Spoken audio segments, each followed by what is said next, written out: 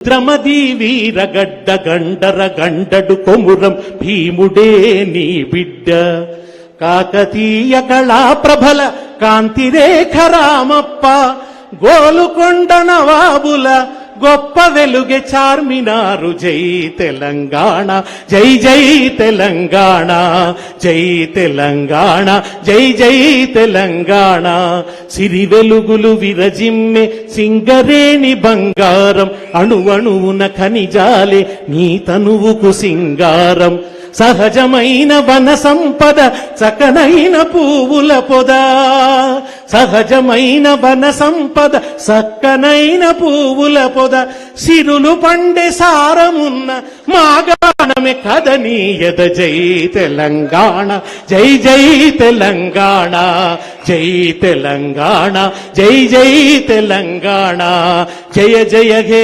తెలంగాణ జననీ జయ కేతనం ముకోటి గొంతుకలు ఒక్కటైన చేతనం. ఈ పాట మనం అందరం పరవశించి పాడినాం. తెలంగాణ అందరూ ఈ పాట వాడుతున్నప్పుడు పాడని వ్యక్తి ఎవరంటే రేవంత్ రెడ్డి. ప్రపంచమంతా ఈ పాట వాడుతున్నాడు, పాడనోడు రేవంత్ రెడ్డి. ఇప్పుడు ఆయనకి ఎక్కడ లేని ప్రేమ వస్తున్నది ఆ పాట మీద.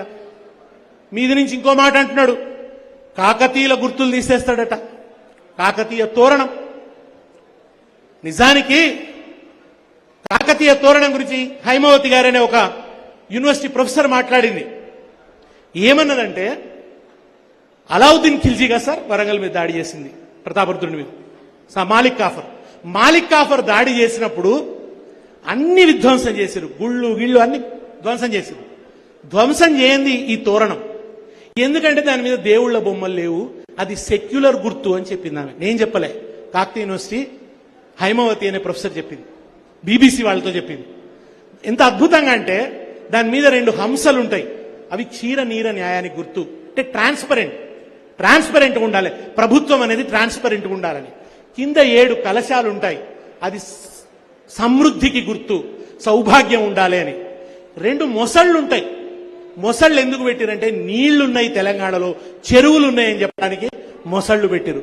చేపలు ఉంటాయి, ఇక్కడ చేపలు బాగున్నాయి చెరువులలా అని చెప్పి పెట్టిండ్రు. అంటే తెలంగాణకు ఆప్ట్, సరిగ్గా సరిపోయేది కాకతీయ తోరణం. ఆ కాకతీయ తోరణం పనికిరాదని తీసేస్తా అంటాడు. కాకతీయులు రాజులు కదా, వీళ్ళని చంపిరు వాళ్ళని చంపినట్టు. మరి కాంగ్రెస్ పార్టీ చంపలేదా? 369 మందిని చంపింది. మరి దాని సంగతి ఏంది? మొన్న మలిదశ ఉద్యమంలో ఎంతమందిని చంపింది? చంపడమే కనుక లెక్క తీస్తే మీకు అర్హత ఉందా? మీ పార్టీకి అర్హత ఉందా? చార్మినార్ ప్లేగు వ్యాధితో చచ్చిపోతే వాళ్ల కోసం కట్టినటువంటిది చార్మినార్. ఆ చార్మినార్ని ఇవాళ మలినపరుస్తున్నాడు, కించపరుస్తున్నాడు, బీజేపీకి అవకాశం ఇస్తున్నాడు. చార్మినార్ తీసేయాలనే వరకలా వాళ్ళు ఏమంటున్నారంటే, ఒక్క చార్మినార్ తీసేస్తావా, హైదరాబాద్ అనే పేరు కూడా వీక్పారే అంటున్నారు వాళ్ళు. మహబూబ్ నగర్ పేరు మార్చు, సిద్దిపేట పేరు మార్చంటారు. ఇక అలా కూడా ఉన్నది, సిద్దిపేట పేరు, కరీంనగర్ పేరు అన్ని మార్చండి అని వాళ్ళకు ఇప్పుడు మొదలు పెట్టేటట్టున్నారు. వాళ్ళకు అవకాశం ఇచ్చిండు. కేసీఆర్ గారు టీఆర్ఎస్ ను భారత రాష్ట్ర సమితిగా మార్చడం వెనుక కూడా బీజేపీ అనే పార్టీ విద్వేష రాజకీయాలు చేస్తున్నది, తెలంగాణలో కూడా ఒక విభజనకు దారితీస్తున్నది. ఆయన ఏమనుకున్నాడంటే, మనం చేసింది సకల జనుల సమ్మె, సకల జనులు ఒక్కతాటి మీద ఉండాలి, అన్ని వర్గాలను కలుపుకొని పోవాలి అని అంటే ఒక విభజన రాజకీయం చేస్తున్నారు. దేశంలో ఎదుర్కొనే వాళ్ళు సరిగా లేరు. కాంగ్రెస్ పార్టీ ఉండాల్సినంత శక్తిమంతంగా లేకుండా పోతున్నది. ఆ నాయకత్వం ఒక అద్భుతమైన నెరేటివ్ని ఇస్తలేదు. ఈ దశలో పోని మనం కాంగ్రెస్ తో పోదామంటే పోయేటట్లేదు. మన ఇమీడియట్ ప్రత్యర్థి కాంగ్రెస్, బీజేపీతో యుద్ధం చేయాలి, జాతీయ స్థాయిలో నేను వెళ్లి యుద్ధం చేస్తానే ఒక ఇంటెన్షన్ తో చేసింది తప్ప తెలంగాణను వదులుకుందామని కాదు. హైదరాబాద్ కేంద్రంగానే నేను పోరాడతా అని చెప్పిండు ఆయన. కేసీఆర్ గుండె చప్పుడు తెలంగాణే, నేను హైదరాబాద్ కేంద్రంగానే చేస్తా అన్నాడు. కానీ ప్రజలు తెలంగాణ అనేది ఉండాలి కదా అని కోరుకున్నారు. నిజమే, ఆ గ్యాప్ ఏర్పడ్డది. కానీ ఆయనకు బ్యాడ్ ఇంటెన్షన్ లేదు. అందరూ అన్నట్టు ప్రధానమంత్రి కావాలని ఆయన ఏం కలగనలే, ప్రధానమంత్రి అయితానని ఎప్పుడు అనుకోలే. కాకుంటే ఒక రేషన్తో ఒక మాట అన్నాడు, ఎందుకు కావద్దని అన్నాడు. లేదా కార్యకర్తల అత్యుత్సాహంతో ప్రధానమంత్రిని అనొచ్చుగాక, కానీ ప్రధానమంత్రి అని కలలు గాని ఆయన ఏమీ పార్టీ పెట్టలేదు. ఈ దేశంలో సామరస్యాన్ని కాపాడాలి, లౌకిక విలువల్ని కాపాడాలి, అభివృద్ధి, మానవుడి యొక్క అవసరాలు ఎజెండా కావాలని ఆయన భారత రాష్ట్ర సమితిగా మార్చినాడు. నిజానికి ఆయన 10 ఏళ్లు తెలంగాణ చల్లగా బతికింది.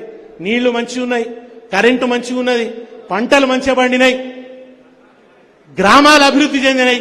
ఇవన్నీ ఉన్నప్పటికీ కూడా కొన్ని గ్యాప్స్ ఏర్పడడం వల్ల కొన్ని సమస్యలు ఏర్పడడం వల్ల కొన్ని రీసెన్సీ ఫ్యాక్టర్స్ ఎలక్షన్లకు ముందే కొన్ని జరగడం వల్ల కాళేశ్వరం సగ్గడం కానీ లేదా ఏదో పబ్లిక్ సర్వీస్ కమిషన్ సంబంధించిన ఇష్యూస్ కానీ ఇవన్నీ జరగడం వల్ల ఒకసారి పోతే అధికారం పోవచ్చు. చివరగా ఒక్క మాట ఏంటంటే రేవంత్ రెడ్డి లాంటి వాళ్ళు ముఖ్యమంత్రి అయితే కావచ్చు, రేపు అంతకంటే పెద్ద పీఠం కూడా ఎక్కొచ్చు. కానీ ఒకటి మాత్రం ఆయనకు జీవితంలో రాదు, అదేంటంటే తెలంగాణ ఉద్యమకారుడు అనే కీర్తి రేవంత్ రెడ్డి చచ్చిపిడికడు మనుబుక్కిన రాదు. ఆయన ఎవరు తెలంగాణ ఉద్యమకారుడు అన్నారు.